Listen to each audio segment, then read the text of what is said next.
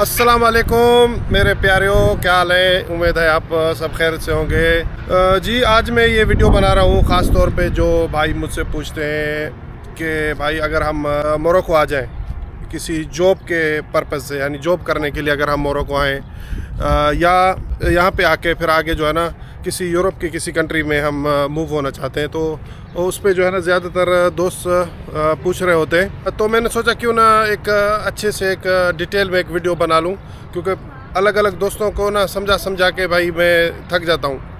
तो इसलिए मुझे ज़रूरी है कि मैं एक ऐसा वीडियो बनाऊँ जिसमें अच्छी तरह पूरे जो भी दोस्त हैं सबको अच्छी तरह समझा लूँ कि अगर जॉब के लिए आना है तो क्या सिचुएशन है, अगर यहाँ पे आके अगर आप आगे चले जाते हैं यूरोप के साइड तो उसके लिए आपको क्या सिचुएशन है।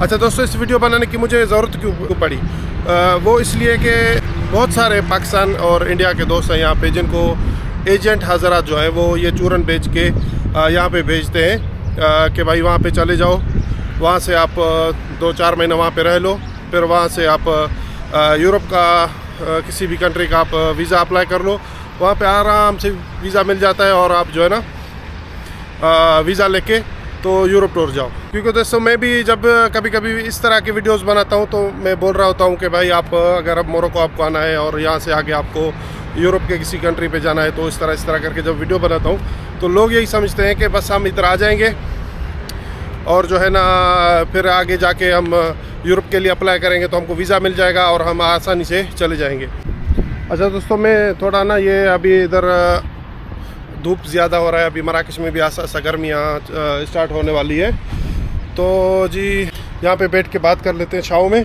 अच्छा दोस्तों, सबसे पहले मोरक्को टू यूरोप वो बात कर लेंगे, उसके बाद जॉब्स की क्या सिचुएशन है वो हम बात कर लेंगे।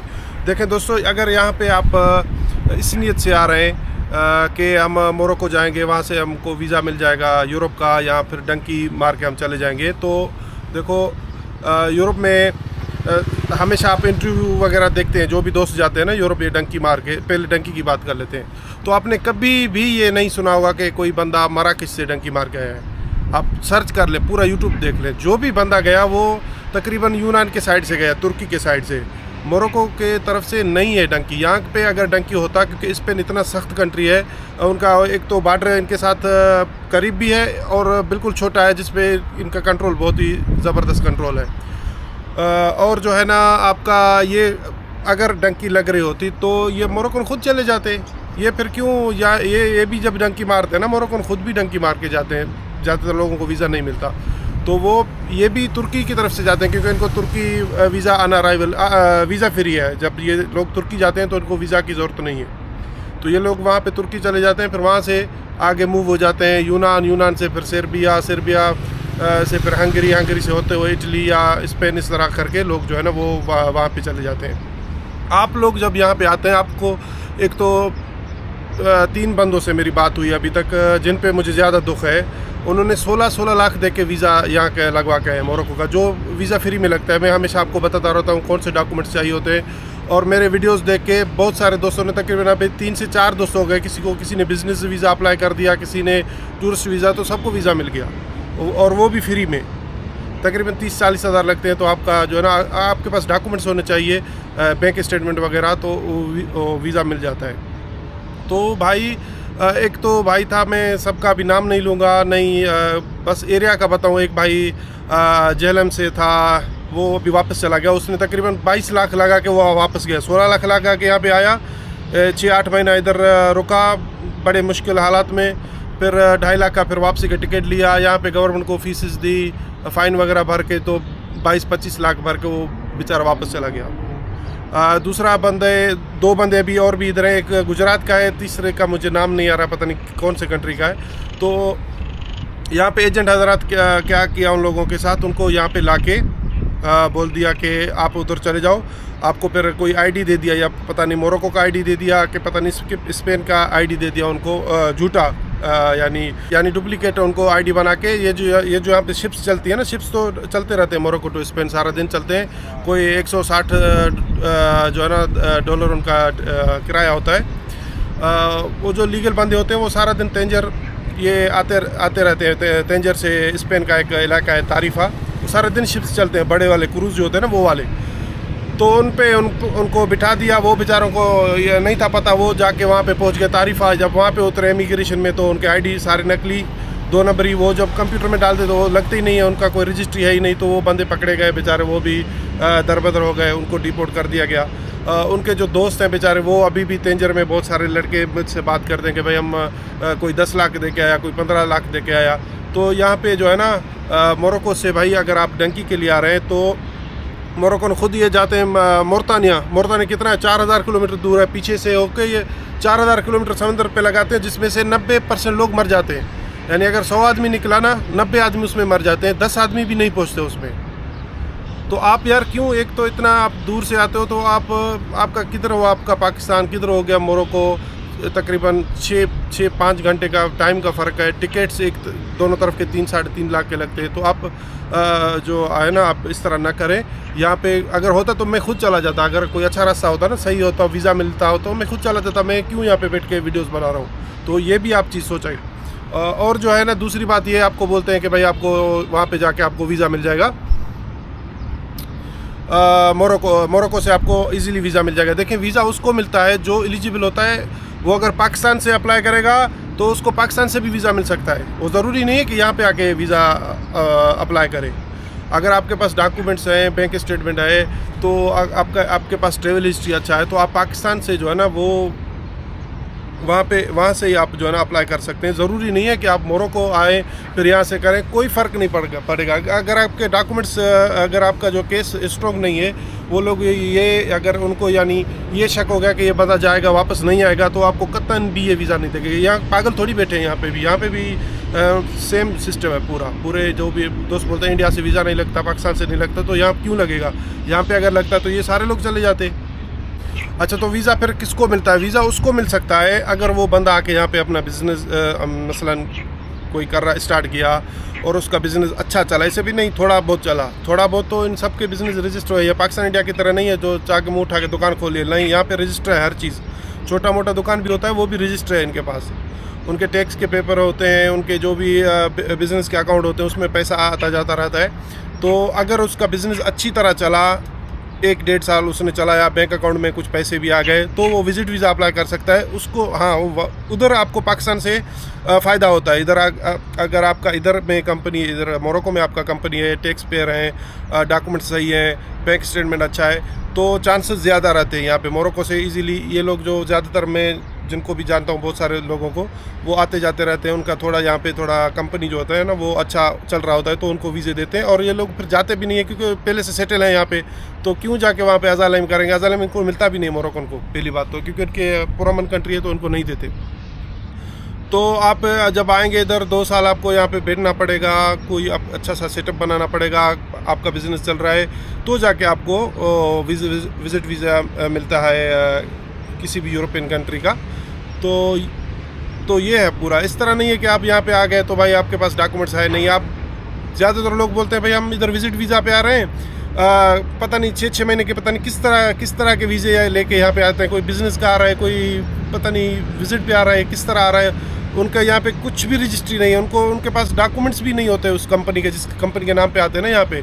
तो आप 6 महीने जाके अगर आप जब अप्लाई करेंगे तो आपके पास तो ना बैंक अकाउंट है, ना आपका पास बैंक स्टेटमेंट है मोरक्को का। यहाँ क्योंकि यहाँ पे जो आपका इनकम है या आपका तनख्वाह में काम करते हो, तो एक इनका इदारा है CNSS, उसमें रजिस्ट्री होना चाहिए। वो डॉक्यूमेंट्स पूरे लगते हैं वीज़ा के लिए जब आप अप्लाई करते हैं। तो जब आपके पास वो होंगे ही नहीं तो आपका तो फाइल ही पहली बात तो पूरा नहीं है। तो आपका फाइल ही पहली बात आपका पूरा नहीं है, आपका फ़ाइल जमा ही नहीं होगा। तो वीज़ा तो बात की बात है ना, जब आपका फ़ाइल जमा होगा तभी वीज़ा का चांस बनते हैं ना। जब आपका फ़ाइल ही जमा नहीं होगा, डॉक्यूमेंट्स ही आपके पूरे नहीं है, तो आपको वीज़ा कहाँ से मिलेगा। तो ये चीज़ आपको जहन में रखना है।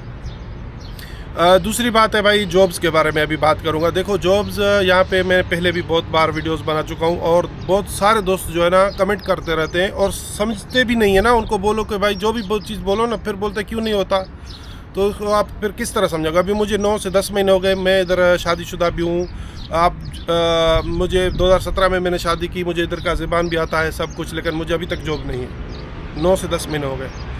तो लोग बोलते हैं भाई हम विज़िट वीज़ा पे आएंगे, क्या जॉब कर सकते हैं? भाई विज़िट वीज़ा पे किसी भी कंट्री में आप जॉब नहीं कर सकते। ये तो मोरक्को है, लेकिन किसी भी कंट्री में, पाकिस्तान में भी आप विज़िट वीज़ा पे जाके जॉब नहीं कर सकते, ममनू है, गवर्नमेंट आपको नहीं छोड़ेगा। दूसरी बात तो ये है कि यहाँ पे जो अजनबी आता है ना, वो एक रईस की तरह आता है। गवर्नमेंट, क्योंकि ये पूरा कंट्री टूरिस्ट कंट्री है, तो लोग जो भी यहाँ पे आते हैं ना, उनको इस तरह ट्रीट करते हैं जिस तरह कोई रईस का बंदा है, कोई रईस है, कोई बड़ा बिजनेसमैन है। तो मुझे भी इसी तरह लोग देखते हैं। मैं जब इनके कंट्री में जाता हूँ, किसी को ताकत नहीं होता कि मुझसे आंख मिला के देख भी ले, क्योंकि इनका गवर्नमेंट बहुत ज़्यादा सख्त है। और ये जो है ना अजनबी को यानी फॉरेनर्स को ज़्यादा यानी प्रोटोकॉल देते हैं। तो इस तरह के बंदे के लिए अभी छोटा मोटा जॉब तो वो डरते हैं बेचारे। वो आप जाओगे ना, कितना भी अच्छा बंदा होगा, आपको जॉब नहीं देगा। वो इसलिए नहीं देगा कि अगर एक जब फॉरेनर को जॉब पे रखते हैं तो उसके लिए भाई इसका इंश्योरेंस देना पड़ता है, उसका तनख्वाह कम से कम, क्योंकि गवर्नमेंट ने यहाँ पे $3000 रखा हुआ है, $300, 300 यूरो, तो कम से कम भी तनख्वाह उतना देना होगा। फिर वर्क जॉब कॉन्ट्रैक्ट के आपके लिए बनाएगा, वर्क परमिट बनाएगा। तो ये सारे चीज़ें मिला जुला के उसको तकरीबन अगर आपको वो 2000 भी तनख्वाह दे देना, लेकिन डॉक्यूमेंट्स की वजह से उसको कम से कम 5 से 6000 उसका खर्चा लगता है। उसी जगह ये जब फेसबुक पे डालते हैं कि मुझे कोई बाइक कैशियर चाहिए फलां ढमकाना चाहिए, तो हज़ारों लोग जो है ना उसमें नीचे मैसेज कर रहे हैं कि मुझे चाहिए। वो फ़ोन नंबर आपस में दे लेके वो कोई भी मोरक्कन बंदा जाके वहाँ पे जॉब कर रहा होता है 2200 में, यानी 200 से 250 यूरो में। तो उसमें आपको क्यों वो काम देंगे जब उनका खुद का बंदा यहाँ पे अवेलेबल है। एक जॉब के लिए 20 आदमी जब अप्लाई कर रहा है, तो आपको फिर क्यों रखेंगे? वो लोग नहीं रखेंगे, क्योंकि आपको जब रखेंगे तो आपको बड़ा प्रोटोकॉल देना पड़ेगा। नहीं करेंगे तो दूसरे दिन यहाँ पे गवर्नमेंट के बंदे आ जाएंगे, सलाम वालेकुम, वहाँ पे इसके डॉक्यूमेंट्स किधर हैं? तो ये आप समझा कर, यहाँ पे जॉब्स भाई नहीं है। मैं पहले भी बात कर चुका हूँ, और जो भी अब भाई कमेंट लिखता है तो उसमें मैं बोल देता हूँ कि भाई यहाँ पे जॉब्स के लिए आप ना आएँ। लोग दुबई में ज़्यादातर काम कर रहे होते हैं, सऊदी अरबिया में, वहाँ पे आप बोलते हैं विजिट वीज़ा पे आएंगे, फिर हम बैठ जाएंगे। यार आप बैठ जाओगे, आपको कोई भी फ़ायदा नहीं होगा। आपको ना जॉब मिलेगी यहाँ पे, ना आपके डॉक्यूमेंट्स होंगे, फिर आपको क्या फ़ायदा? जब आपको सऊदी, दुबई, खलीज में काम नहीं मिल रहा तो यहाँ पे कहाँ पे मिलेगा भाई? यहाँ पे बिज़नेस करने आओ, आपके पास पैसा है, 30-40 लाख है लगाने के लिए, आपके पास तजर्बा है, पाकिस्तान आपको अच्छा नहीं लग रहा, किसी भी वजह से हो सकता है, तो आप यहाँ पे पूरा मन मुल्क है, न कभी कोई एहतजाज होता है, न कोई किसी को कोई छीनता है, न कुछ भी मसला नहीं। यहाँ पे आप जब भी बिज़नेस करोगे तो आपका कामयाबी भी, वो बिज़नेस कामयाब भी रहेगा, आपको मज़ा भी आएगा यहाँ पे। लेकिन वो उसके लिए आपके पास प्रैक्टिस होना चाहिए, आपके पास तजर्बा होना चाहिए, आपके पास पैसा होना चाहिए। वो मैं जब भी कभी वीडियो बनाता हूँ बिज़नेस के लिए, तो वो मकसद रहता है कि भाई आप आओ तो यहाँ पे अपना बिज़नेस को सेटअप कर सकते हो, आपके पास डॉक्यूमेंट्स होंगे, कल को आप किसी भी बड़े कंट्री के लिए वीज़ा अप्लाई करोगे तो वो आपका काम हो सकता है आपके बिज़नेस के बिना पे।